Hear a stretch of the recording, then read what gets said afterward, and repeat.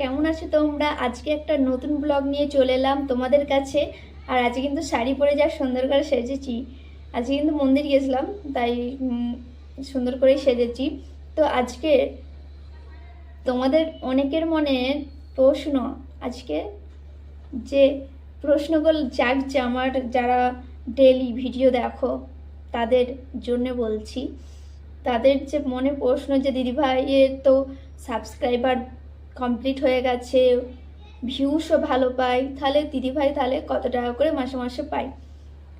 এটা তো সবাই মানে যারা আমার ভিডিও দেখে তাদের মনেই এটা কোশ্চেন যাবে। আর আমার তো রিলেটিভরা যারা আমার ভিডিও দেখে তারা তো ফোন করে বলেছে, বৌদি ভাই কিংবা বাড়ির আদার্স বলেছে যে তোমার তো 1000 কমপ্লিট হয়ে গেছে, তাহলে কি তুমি পয়সা পাচ্ছ, কত করে পাচ্ছ, আমাদের কি বলবো না?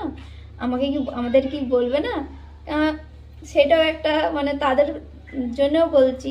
আমার কিন্তু হ্যাঁ হয়ে গেছে, তোমাদের আশীর্বাদে আমার 1000 কমপ্লিট হয়ে গেছে। আর ভিউসও তোমাদের আশীর্বাদে ভালোই পাচ্ছি। কিন্তু আমার যে প্রবলেমটা হয়েছে, আমার মনে করি সবারই এই প্রবলেমে পড়েছো। সবার বলতে আমি প্রথম থেকেই দেখছি যে আমার ইউটিউব মানে ওয়াইটি স্টুডিও প্রবেশ করলে আর্নিংয়ে গেলেই পাওয়া যায় যে আমাদের কত কি ওয়াচ টাইম, সাবস্ক্রাইবার, মানে ভিউস এগুলো পাওয়া যায়। কিন্তু আমার প্রথম দিকে কি হয়েছিল জানো তো? আমার প্রথম দিকে হয়েছিল আমার ওয়াচ টাইমে কোনো কালির ওই দাগটাই উঠে না।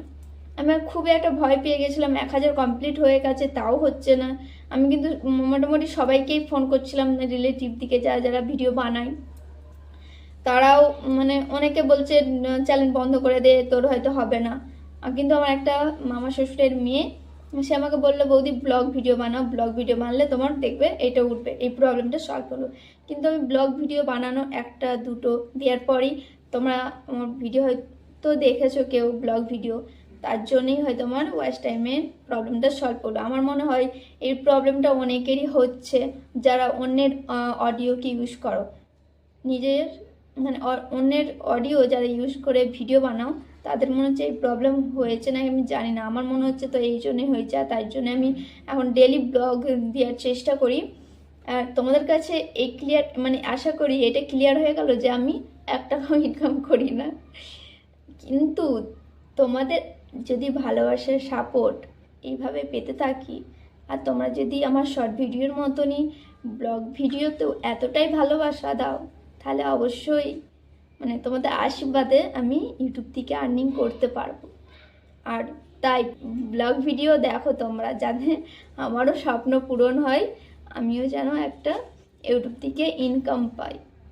আর 5টা মেয়েরাও যেমন বানাচ্ছে ভিডিও, একটা আশায় যে না ভিডিও বানাচ্ছি, যদি 1000 কমপ্লিট হয়ে যায়, ওয়াচ টাইম কমপ্লিট হয়ে যায় 4000, তাহলে একটা ইউটিউব থেকে যে একটা মানে পয়সা পাওয়া যায়, সেটা সবাই আশা করে, আমিও করছি।